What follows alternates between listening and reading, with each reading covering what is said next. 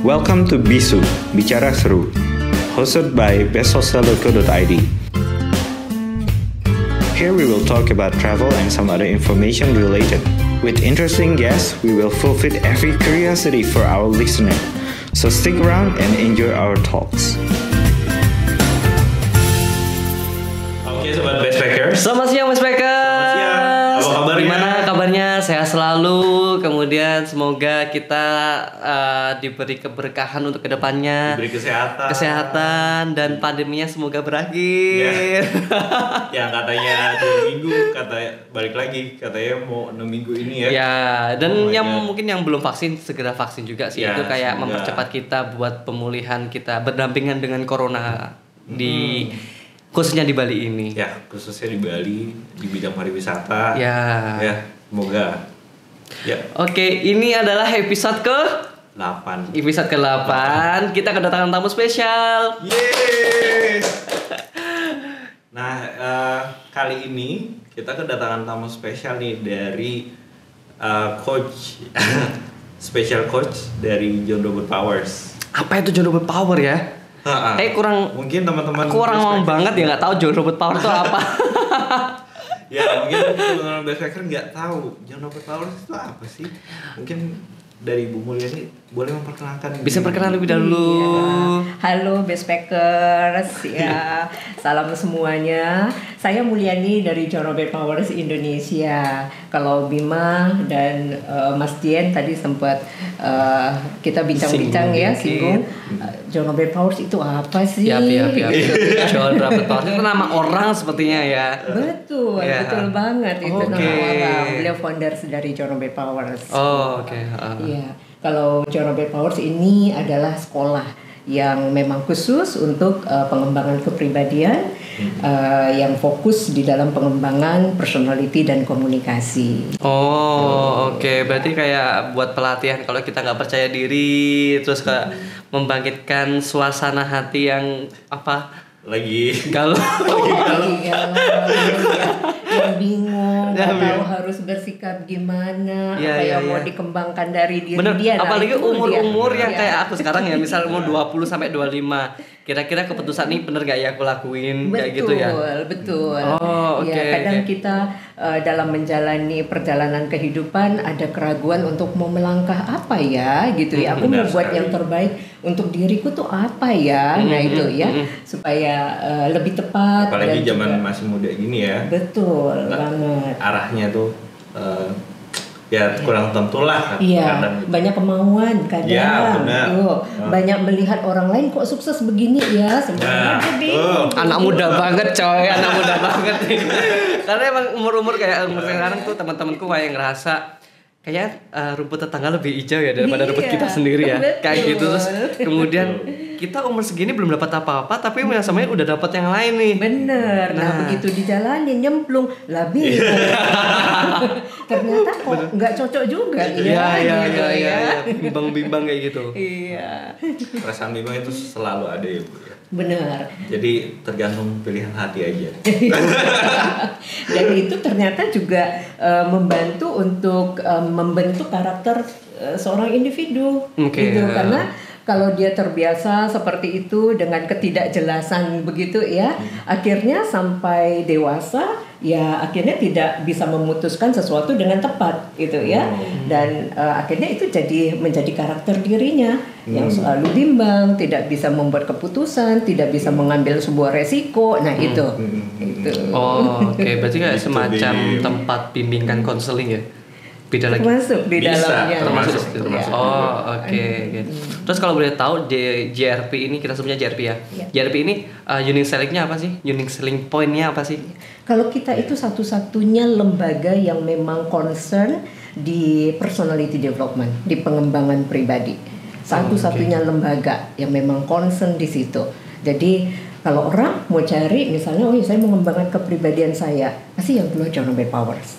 Itu karena kita yang memang fokus dan konsisten. Kita komit untuk sudah berjalan 35 tahun ya John Robert Powers di Indonesia. Ini ya. Berarti cukup lama juga ya. Dan kita memegang kayaknya seumuran sama Jangan-jangan ulang tahunnya mirip-mirip. lahir itu udah berkembang ya. Iya, sudah ada John Robert Powers ya. Itu pertama kali di JRP tahun 85 di Jakarta. Betul. Iya, Okay. di Indonesia ya. Kalau untuk di seluruh dunia sudah dari tahun. Tapi ini base-nya di mana, Bu? Di Indonesia atau di seluruh dunia? Kita ada dua headquarters, satu di Hollywood, itu tahun 1923 sudah berdiri John Robert Powers di Boston waktu itu. Kemudian di Asia Pasifik kita itu headquartersnya di Manila. Baru tahun 85 itu baru di open John Robert Powers di Indonesia. Pertama kali di Jakarta. Betul. Kalau boleh tahu JRP yang paling gede di mana? Kayak apa namanya? Bukan siswa ya, volunteer ya berarti ya? Student. Siswa. Paling banyak di mana? Jakarta. Kalau di Indonesia, pasti di Jakarta dong. Jakarta. Ya. Kota kedua. Di Jakarta tuh studennya bisa berapa sih, Bu? Wah, karena dari seluruh Indonesia ya, itu bisa nampung dan Jakarta ini kan pusat ya untuk keseluruhan aktivitas headquarters dan pusat dari pemerintahan juga. Dan di sana tuh di Jakarta, John Robert Powers itu sudah seperti kebutuhan bagi orang-orang yang ada di sana, gitu. Nggak cuma untuk pendidikan formal, tapi mereka pasti selain pendidikan formal pasti mereka akan dampingin dengan John Robert Powers program. Perkembangan, betul. Udah jadi menjadi kebutuhan di sana, gitu. Kalau dulu mungkin orang menjadikannya ini seperti lifestyle, seperti gitu tapi berkembang ternyata enggak. Semakin orang aware dengan pentingnya untuk seseorang itu berkembang. Akhirnya itu menjadi kebutuhan di sana. Gitu. Nah, kota yang banyak yang kedua untuk komunitas dari student John Robert Powers itu Surabaya. Oh, Surabaya juga banyak. Surabaya banyak karena Wong Surabaya. Tapi nggak tahu. Soboku nekali soalnya. Nah, salah pemilik John Robert Powers sekarang di Indonesia, Bu Indayati Utomo, itu dari Surabaya. Beliau pendiri di Surabaya ya. Waktu tahun 92 beliau mendirikan John Robert Powers di Surabaya. Mungkin ibunya mendengar ini. Bu. Salam kenalan dari Besostel. Mungkin apa namanya? Bentar, ngeblank aku. Apa? Mau tanya. Pertanyaannya dari anak muda ya. Iya, apa namanya? Ini macamnya itu kayak macam kelas atau kita bisa kursus kayak jam-jamnya udah ditentuin atau kita harus kayak anak kuliahan atau anak kayak les gitu. Iya. Lebih ke kursus ya. Kalau di John Robert Powers itu ada 3 segmen yang bisa diambil setiap orang. Yang pertama itu regular program. Nah, regular program ini adalah program individu yang orang per orang itu mendaftar, kemudian kita kumpulkan menjadi satu kelas. Gitu ya. Di situ beragam profesi bercampur. Nah, itu kita bagi mulai dari anak-anak, remaja dan dewasa. Gitu. Berarti langsung satu kelas langsung campur Bu? Jadi kelasnya berbeda-beda.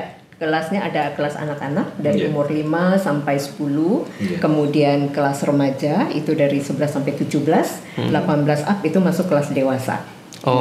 Jadi ada 3 segmen kelas, itu yang regular program. Nah, regular ini memang jadwalnya sudah tetap kita tentukan, kurikulumnya juga sudah baku. Oh, ada kurikulumnya juga? Ada tentu. Keren banget deh. Keren banget. Itu untuk mengarahkan bahwa satu program itu punya kontinuitas untuk setiap individu mengambil satu program ini pasti ada goalnya, pasti ada tujuannya ya. Itu makanya ada kurikulumnya tetap dan itu saling keterkaitan satu sama lain. Sampai level kedua apa Bu kemarin? Yang kemarin lifetime itu yang sampai level seumur hidup gitu. Jadi sampai umur berapapun sepanjang masih bisa bernafas tetap bisa ikut John Robert Powers gitu. Karena ilmunya bisa kapan aja ya. Betul, kapan aja dan selalu mengikuti dengan perkembangan zaman. Nah, itu untungnya yang sudah sempat mengambil lifetime program itu. Alhamdulillah. Program lain itu ada private program. Jadi kalau private program ini individu yang memang ingin khusus mengambil dengan kebutuhan khusus mereka.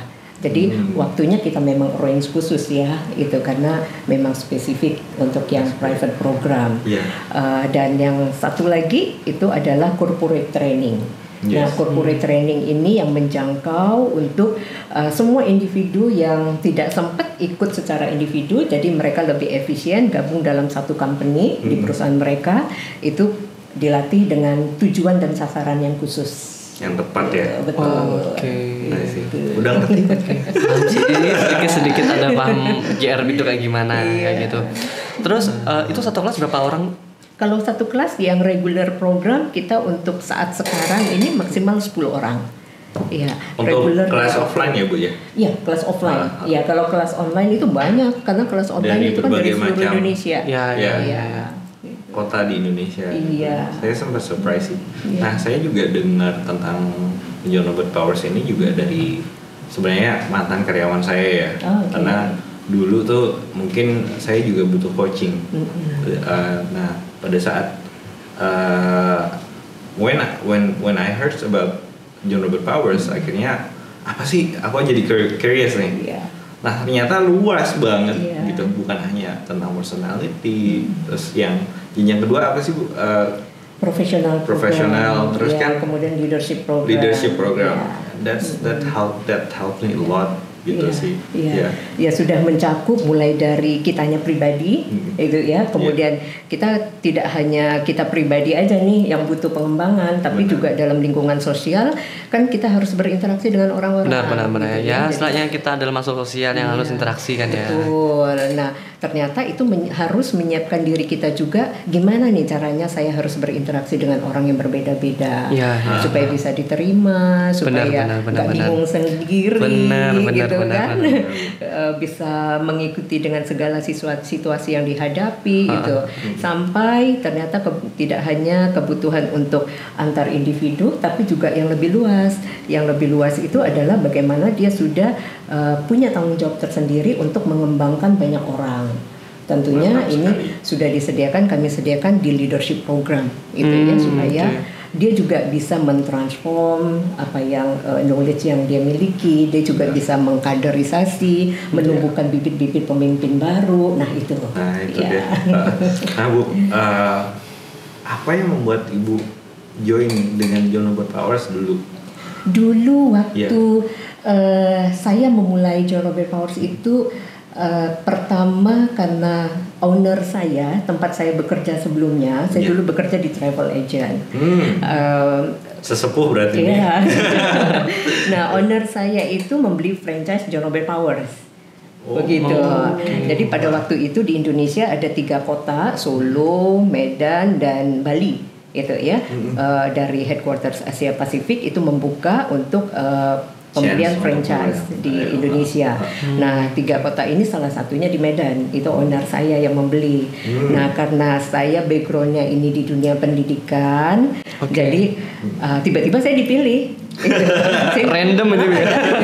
Kenapa ya? Saya blank sama sekali, nggak tahu John Robert Powers. Iya, kayak saya mungkin ya. Iya, gitu. Tiba-tiba ini, apa ini? Wah, udah mulai dari situ saya cari, saya gali semuanya. Itu. Kesan dan pesannya gimana Bu? Kesan selama di John Robert Powers ini spesifik ya. Saya banyak sekali melihat anugerah Tuhan, banyak sekali melihat juga mukjizat Tuhan di dalamnya. Wow. Ya. Kita diberikan kepercayaan untuk menangani seseorang yang memiliki kebutuhan tertentu. Ya, itu buah kepercayaan kepada kami, dan kami melihat ternyata apa yang dia impikan itu berhasil. Itu sebagai titipan Tuhan yang kami syukuri, bahwa kami melihat banyak sekali mukjizat dan karunia Tuhan di dalam John Robert Powers. Dan saya cukup menarik juga sih, maksudnya gini, kita itu levelnya ya backgroundnya beda. Sampai mungkin ada anaknya yang jadi DPR MPR gitu. Siapa sih kita yang jadi minder gitu. Terus wow, oh my god gitu. Sampai segitunya teman sekelas kita gitu. Tapi balik lagi. Nah, disitulah akhirnya saya ngerasa wow, kita tuh harus sama melihat semua orang gitu. Betul. Jadi everyone punya kelebihan, everyone punya kekurangan. Betul, gitu ya, Bu, betul, ya. Itulah yang membuat kami mensyukuri setiap orang yang bergabung di John Nobel Powers. Kami juga melihat banyak sekali mukjizat Tuhan di situ yang tadinya dia berharap seperti ini, ternyata terbukti Tuhan mengizinkan dia untuk berhasil, gitu ya. Setelah menjalani proses di John Nobel Powers, ternyata Tuhan memberikan dia keberhasilan. Salah satu contoh, kami memiliki student yang dititipkan kepada kami, dia autis. Autis. Kalau secara manusiawi mungkin nggak mungkin deh. Ya. Nah, ternyata orang tuanya memberikan kepercayaan kepada kami dan anaknya juga bersedia untuk memproses diri. Wow. Ini ya. Akhirnya apa yang terjadi? Pada tahun 2018 yang lalu, beliau berhasil untuk menjadi duta Indonesia pada competition di India. Oh ya? Yes. Wih, keren. John Powers. Dia berbicaranya dengan mahir sekali, public speakingnya oke banget. Itu buah hasil dari proses yang tadinya sepertinya nggak mungkin, ternyata. Umur berapa Bu itu kalau boleh tahu?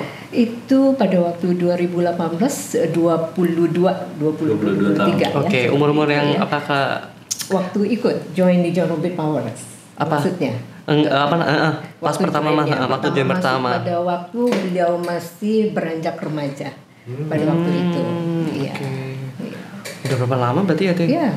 Cukup lama juga. Akhirnya dia sampai ngeraih sampai ke India itu. Iya. Karena dia juga bersedia untuk memproses dirinya, gitu ya. Oke. Selain itu ada lagi pengalaman yang sangat berkesan dari Ibu sendiri? Banyak ya, banyak sekali. Karena setiap momen itu sangat berkesan.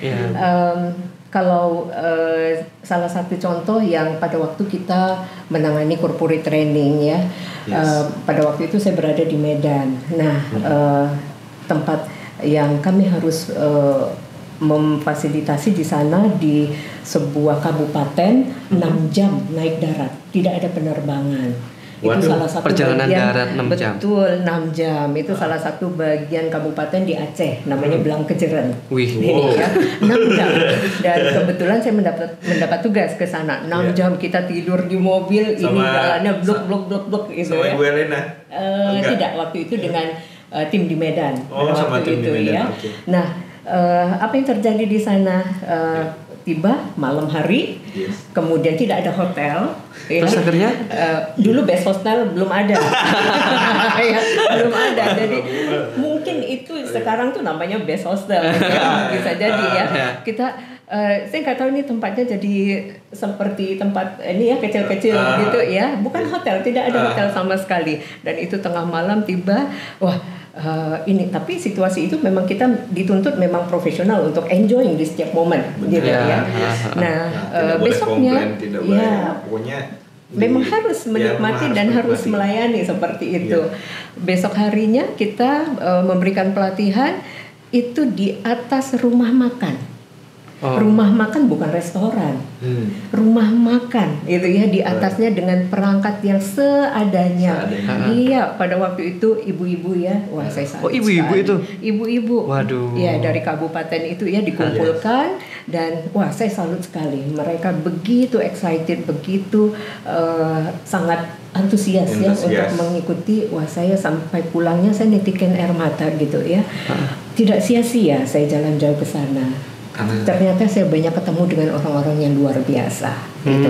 Sama seperti di John Nobel Powers, saya juga banyak ketemu dengan orang-orang yang luar biasa gitu. Ya, salah satunya adalah beliau.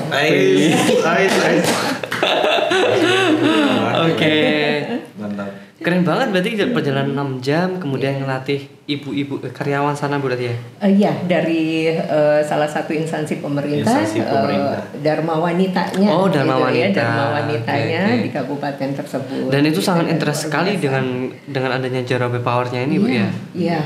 Ya karena kan misalkan kalau ibu-ibu Dharma Wanita kan mereka kayak bikin workshop atau bikin kerajinan kayak gitu. Yang di share waktu itu tentang apa, Bu?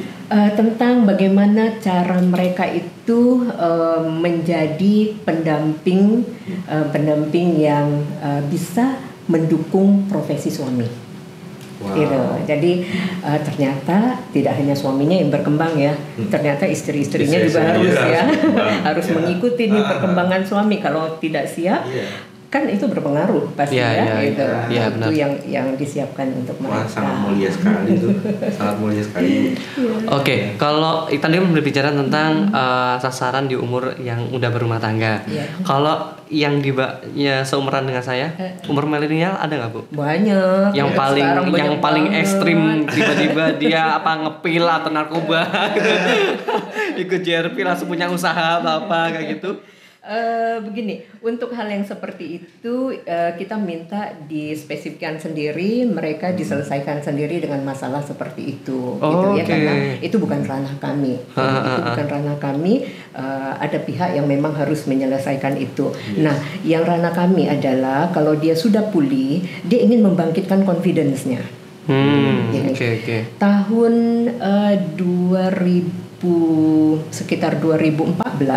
saya ketemu dengan sebuah keluarga. Kebetulan mereka memang dengan sengaja datang ke John Robert Powers karena istrinya pernah mengetahui tentang John Robert Powers. Mereka membawa seorang anak yang bukan anak mereka, ya. Mereka membawa seorang anak yang memang pada waktu itu mereka open ke kita, dan di sini memang dibutuh keterbukaan orang tua ya, tidak boleh menutupi karena ada yang harus diselesaikan itu.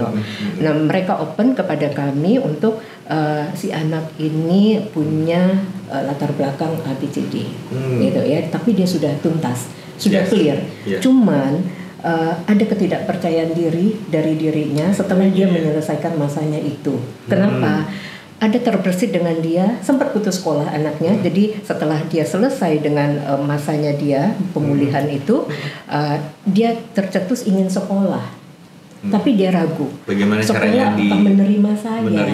Itu belum tentu terima saya. Nah, rasa tidak confidence itu begitu berakar sampai dia masuk ke tempat kami pun tidak mau. Hanya di luar. Kemudian pelan-pelan kami ajak untuk kami ngobrol sampai dia berkenan masuk. Nah, berkenan masuk, dia cuma terduduk, dia menundukkan kepalanya, terdiam. Pada waktu itu kondisinya sangat memprihatinkan memang ya, itu keadaannya lusuh dan sepertinya dia tidak peduli dengan dirinya itu ya. Kemudian saya sampaikan kepada orang tua angkatnya yang bukan orang tua aslinya, karena orang tua aslinya di Jawa.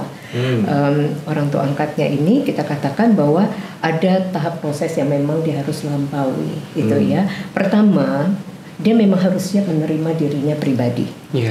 Gitu. Nggak bisa nolak kalau kayak gitu. Nggak bisa nolak. Dia memang harus akui bahwa dirinya sebagaimana adanya. Dia harus siap menerima itu, dan dia harus siap juga menerima masa lalunya. Berdamai dengan dirinya sendiri. Gitu ya. Nah, kemudian tahap kedua, kalau kita sudah selesai tahap itu, tahap kedua dia harus siap untuk bertemu dengan orang lain. Bagaimana cara agar saya diterima orang dan saya juga bisa menerima orang. Itu tahap kedua yang kita lakukan. Nah, tahap ketiga, apa impian dia? Itu yang kita mau capai. Goalnya dia ya. Betul.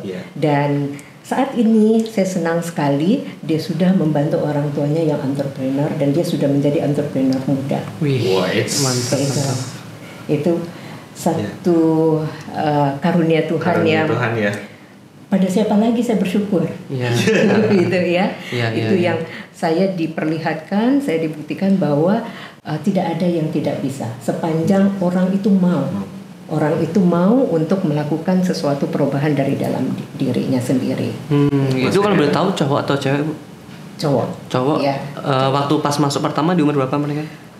Umur kelas 2 SMA ya, itu ya kelas 2 SMA dia sempat tertinggal karena dia break ya gara-gara kasus itu, jadi sempat tertinggal. Nah itu yang membuat dia tidak confidence. Begitu dia sudah siap dan sudah menjalani beberapa bulan program di John Robert Powers, saya senang sekali mendapat kabar dia sudah masuk SMA kembali kelas 3. Wow. Itu ya kelas 3 karena kan dia harus mengejar nih, dia harus ujian dan 2 tahun berikutnya saya ketemu dia sudah masuk kuliah. Sangat keren sekali ini. Luar biasa, sangat memotivasi banget sih kalau misalkan ada memang beberapa kayak permasalahan kayak gitu mereka tidak bisa menjadikan dirinya mereka sendiri kayak gitu kan. Ada yang menghentikan akan masa lalunya kayak gitu. Betul. Dan memang satu syarat untuk berada di John Robert Powers adalah keterbukaan. Keterbukaan diri, karena dari mana kita membantu kalau kita tidak tahu detail itu benar. Jadi keterbukaan itu yang sangat perlu sekali dan kesiapan individunya untuk menjalani proses itu. Nah, yang sering menjadi hambatan kalau individunya nggak sabar dengan prosesnya. Semua serba instan, kemudian pengen cepet-cepet semuanya gitu. Itu yang kadang terjadi ya, individunya nggak siap dengan prosesnya, pengen cepat. Ya kalau cepat prosesnya instan, ya dianya juga harus siap instan. Itu kan konsekuensi. Tapi kebanyakan permasalahan misalkan di umur milenial atau Gen Z sekarang, kebanyakan permasalahannya apa, Bu? Kalau I generation, generasi Z itu ya, sama dengan I generation, mereka lemahnya di kontrol diri. Kemudian selain kontrol diri, mereka lemahnya di tata krama, sopan santun. Kenapa? Beda sekali ya Bu ya. Zaman mereka itu semuanya serba instan. Semuanya serba cepat untuk melihat sesuatu, mengambil tindakan dan mengambil keputusan. Serba cepat semuanya. Akhirnya ini yang tersisih itu ya. Jadi mereka tidak memikirkan proses ya. Iya, betul. Karena semuanya sudah ada. Betul. Di depan matanya mereka. Tinggal buka, cari, gampang banget ya. Sangat familiar dengan teknologi generasi Z itu ya. Jadi segala sesuatu begitu mudah untuk mereka gitu.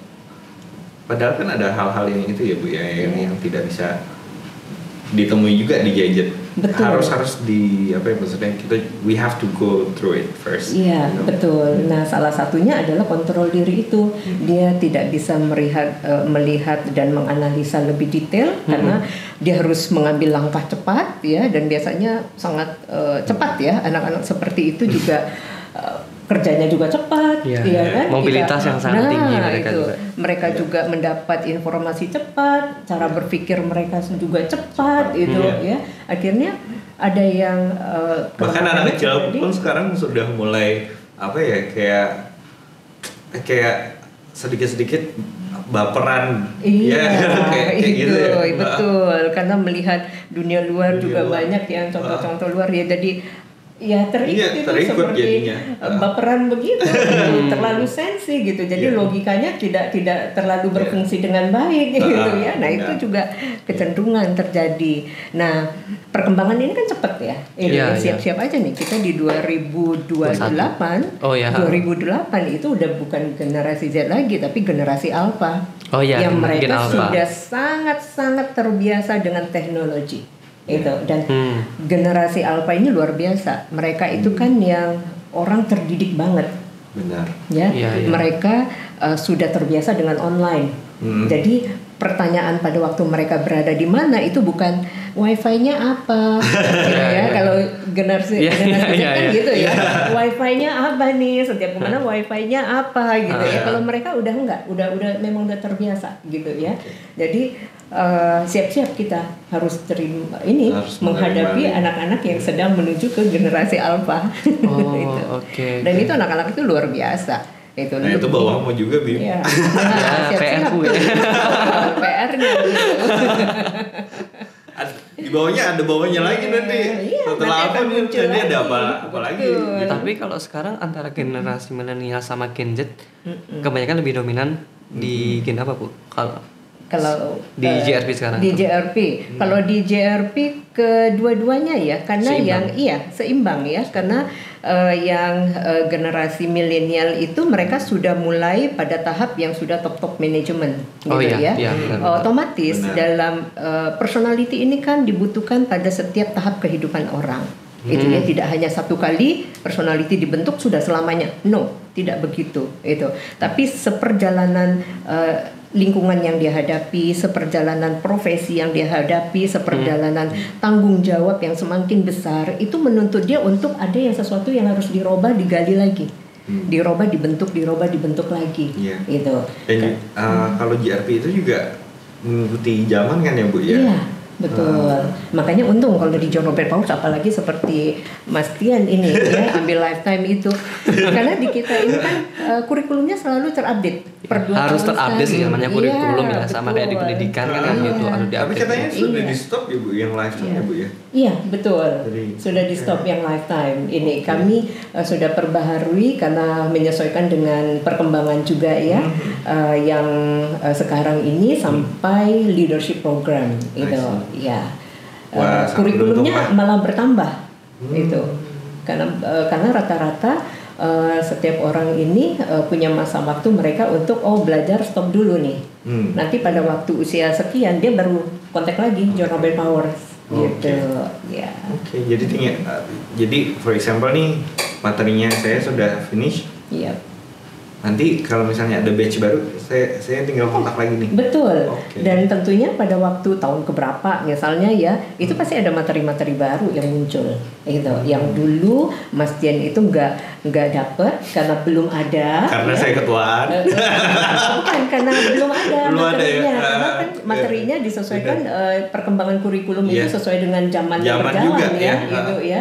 Nah, bahkan Pak Andrew sendiri kan ngomongin tentang berapa visitor, dia sempat tanya berapa visitor website kamu gitu, segini Pak gitu.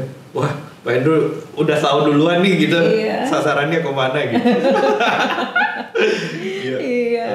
Nah itu yang keuntungannya ya yang bisa diperoleh. Oke.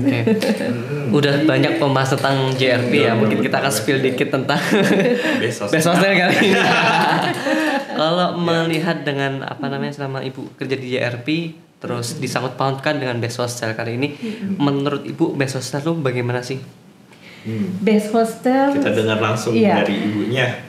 Bagus banget karena itu bisa menjadi pilihan khususnya nih anak-anak usia Bima, ini paling gemar tuh ya. Kecenderungan senang berkolaborasi, senang berkumpul, punya komunitas-komunitas gitu ya. Itu menguntungkan banget. Untuk best packers yang memang ini ya, memang menginginkan sarana di situ. Dan untuk sekarang ini ternyata banyak ya. Saya lihat, wah bagus-bagus nih, gitu. Gak nyangka gitu ya, bagus-bagus banget itu. Yang mungkin dulu kita pernah alami, tapi masih belum ada tuh Best Hostels. Nah sekarang ini sudah lebih dipermudah dengan adanya aplikasi Best Hostels ini. Alhamdulillah, bener juga Bu. Berarti emang mendukung kayak emang milenial tuh orang yang senang bersosialisasi, kemudian liburan, terus mencoba experience yang baru. Betul. Dan sekarang ini ternyata Best Hostels ini sudah one step ahead ya untuk di masa pandemik, sudah berani untuk menggerakkan ini. Dan sekarang ini sudah menata, sudah membuat kemasan menu-menu yang antara lain seperti ini nih. Nah, itu kan membuat nanti pada waktu pandemi sudah terbiasa dalam kehidupan kita, ini Mas Dian udah nggak perlu harus mengemas-ngemas lagi, istilahnya udah harus langsung tancap gas gitu, karena udah dikemas pada saat sekarang. Itu keuntungannya. Hitungannya kan kita startnya di pandemi, kalau udah selesai pandemi kita bakal pasti bisa kayak gitu kan. Betul. Tinggal tunggu waktunya aja ya Bu ya. Nunggu waktu, kita sudah terbiasa dengan pandemi ya. Tapi Ibu sendiri dulu pernah ya maksudnya menginap di hostel nggak sih Bu? Pernah. Dulu waktu saya itu pertama sekali ke Jogja ya, saya nggak tahu itu kan best hostels gitu ya. Waktu dulu sekali gitu ya. Jadi ya ternyata itu best hostels. Muda. Nah dalam kondisi terakhir itu pada waktu saya transit mau tugas ke Samarinda, kan harus ke Balikpapan karena waktu itu belum ada flight yang dari Bali ke Samarinda ya. Jadi ada flight yang gak nuntutin saya untuk langsung tripnya, tapi saya harus stay di bandara itu ya. Nah pilihannya kan best hostels gitu, yang area deket situ tuh gitu ya. Penginapan atas bawah gitu ya. Iya benar. That's nice Bu, that's nice. Oke, kayaknya udah deh beberapa pertanyaan tentang best hostel kali ini. Kita udah ngobrol sekitar berapa menit ini? Setengah jam ya. Udah lumayan juga. Lumayan gak kerasa. Mungkin ada pertanyaan lagi nih mesti.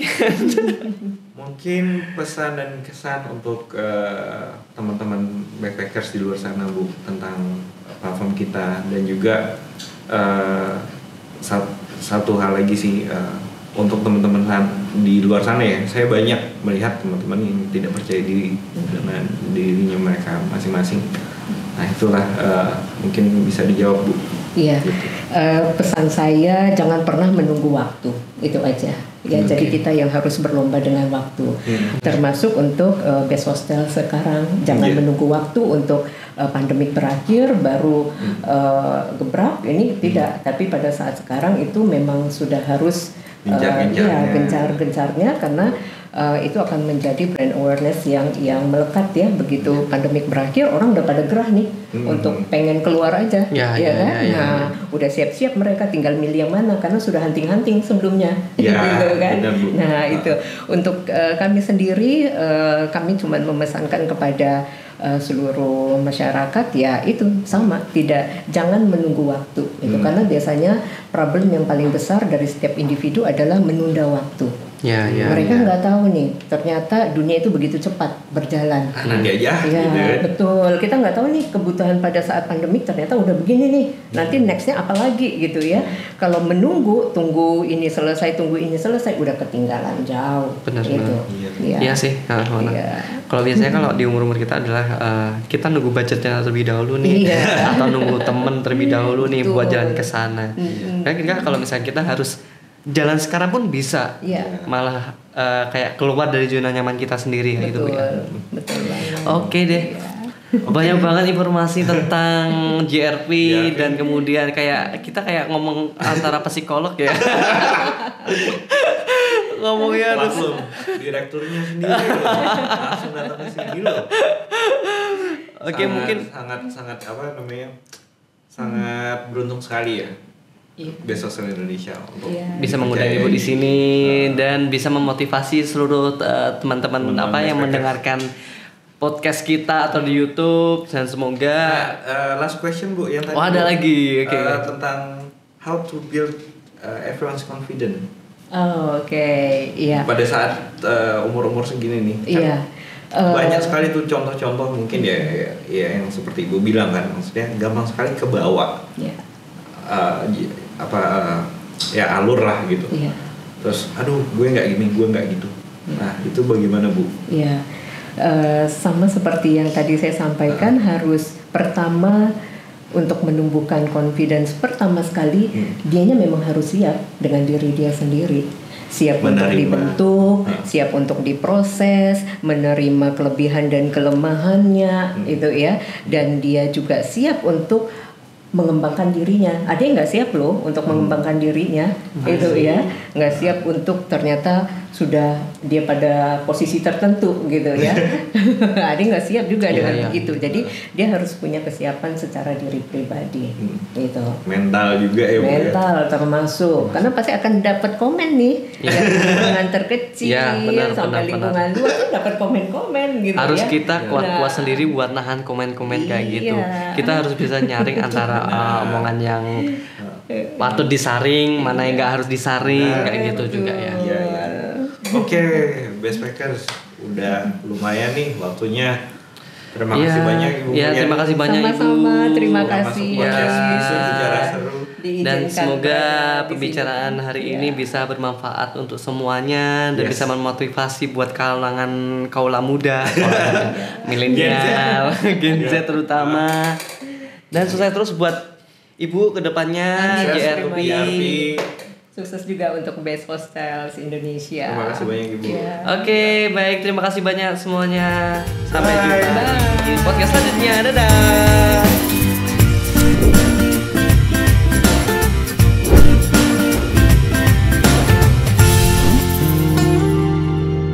Hostels.co.id